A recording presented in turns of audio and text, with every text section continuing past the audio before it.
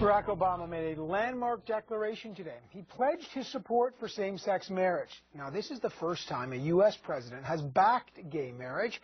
Some say it's a very risky move in an election year. Some say it's a smart move. Will this alienate or shore up Democratic reporters? Could it boost or sink Obama's campaign? Will it galvanize the Republicans?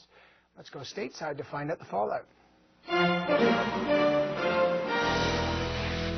Joining me now from Washington, Republican strategist Brad Blakeman and president of the left-leaning think tank NDN, Simon Rosenberg. Gentlemen, good to have you back on the program. All right, we heard from Joe Biden first, Simon. Now Obama, who has evolved on this. Why did he announce this today? You know, I think I don't think anyone in the U.S. is surprised about what the president did today. I mean, most Democrats have been on record for being supportive of gay marriage. I think the country's own positions have evolved, not just the president's. And I think it was time. I mean, it just was, and I think whatever happened with the vice president on Sunday, whether it was a stumble or a strategic leak, you know, it put it out there. The president had to do what he did today. I think he did it with grace and with passion, and I think you got the sense from watching the video that he really means this, and this is important to him. So we saw a leader today. Brad, what's your take on how the president came to this and what it means? Well, look, this is all political, and if you don't think it's political, I have a pipeline I'd love to sell you. This is absolutely something that Obama felt he had to do. He was losing support among the gay, lesbian, and transgender community. They threatened their economic support and their political support. So over the last 2 weeks, he was forced into this based on the pressure that was being put upon him. I think it's a gift for Republicans because certainly I think this is going to now galvanize support for Mitt Romney, both in money and political kinship, where he's been suffering with the far right. I think now that they have something that they can at least say galvanizes them to support Mitt Romney more than they might have supported him in the past. 31 states have legislation opposing gay marriage. The majority of Americans believe that marriage is between a man and a woman. So the president is pandering to a base that should be a lock. And I don't think this is going to help him much in November.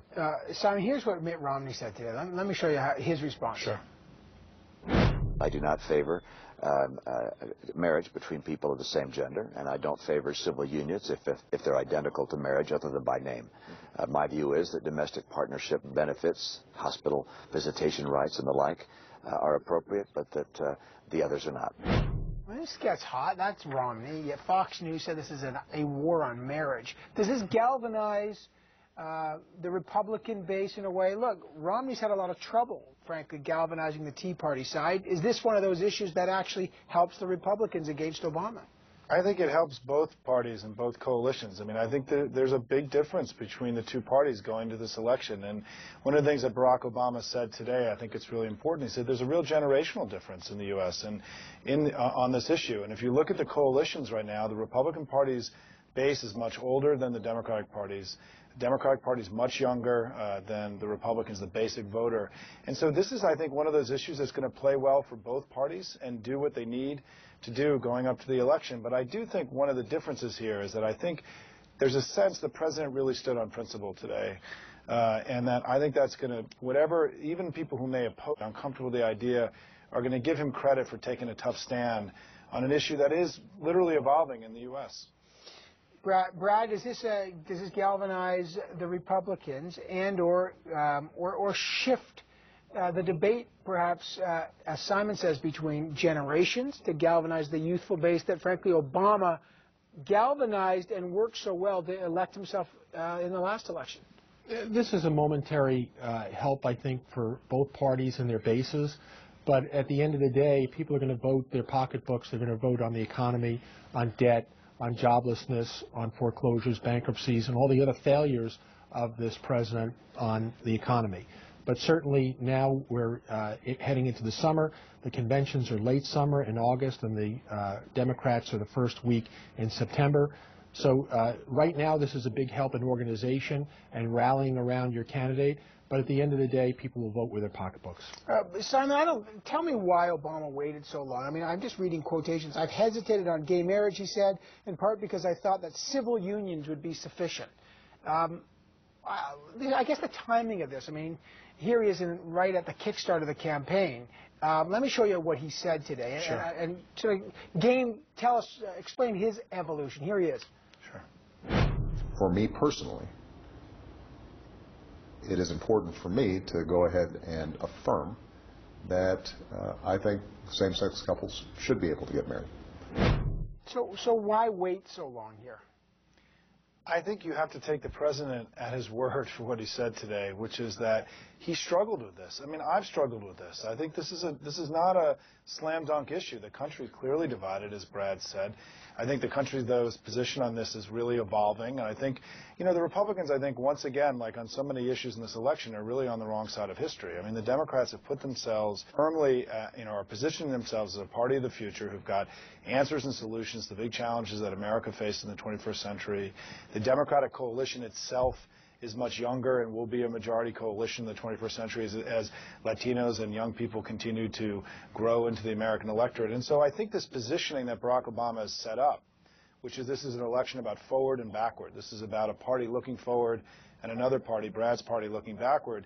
This fits right into this narrative that the president's trying to present. But I do want to say that I really think that the president made it clear today that this was a powerful personal conviction that he's reached after a long time of struggle, and the way that he did it, right, the way he talked about it today in great detail with tremendous specificity shows that this is something that I think was really something he feels powerfully, and I think he's going to be a powerful spokesman for this position during the campaign. There's a war. I mean, the war on the ground at the state level. 31 states have rejected this. I think Colorado, about an hour ago, there was a filibuster to prevent any vote on this thing. I mean, Brad, on the ground, I mean, there's huge fundraising communities in the evangelical movement. That's a huge litmus test issue for both sides of the political, especially on the Republican side.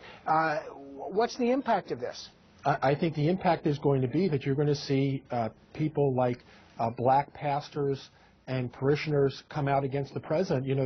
He thinks that African Americans are a knee-jerk constituency. They're going to vote for him no matter what because he is part African American. That's not the case. I'm going to be very interested to see what the black clergy and parishioners say this Sunday when they're in their churches and they're dealing with this issue from a president they supported. I think for Republicans, obviously it's going to rally our base. Again, I believe it's momentary, but this president did something very selfish. He didn't do it because he's a statesman or because he was proved. He did it because he wants to remain the President of the United States. Remember, he didn't say that he was going to fight for a constitutional amendment. He said personally he's come to this decision, yet he said it in the Oval Office in the place of the presidency, yet he won't lift a finger to use his presidential power to do that which he says he now evolved. I find it very funny when the president flip-flops, he's evolving. That's ridiculous. He has taken the opposite position of when he ran for president in 2008, knowing that if he took the position he did today, he probably would have real trouble getting elected president. Simon, your response to that? I just don't agree. I mean, I listened to the president today. I was as intrigued as everybody was to understand the circumstances and everything else. I think his video interview is very powerful. It's clear that he's been moved by gay couples around him in his own life, by the experience of his own children who've got friends who have same-sex parents. And I think that, like many people, we're very similar in age, and I think this is an issue that for people in their late 40s and early 50s, this is a new issue for them to grapple with. What about that, Brad's point about the evangelical or the African American pastor movement, churches on Sunday? Look, a constituency that's been Democrat. There's no question that this is a complex issue and that we don't really know how it's going to play out in this election. I mean, I don't have the same assurance that Brad does that we exactly know how this is going to play out. I think the president did a courageous thing. I think to view it as anything other than that is just unfair to him. This was a risk. This was not a slam dunk.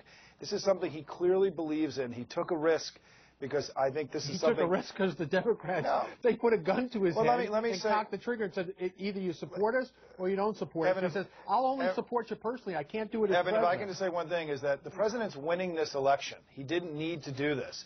In all the polls in the Electoral College right now, he's ahead. If the election were held today, he would win.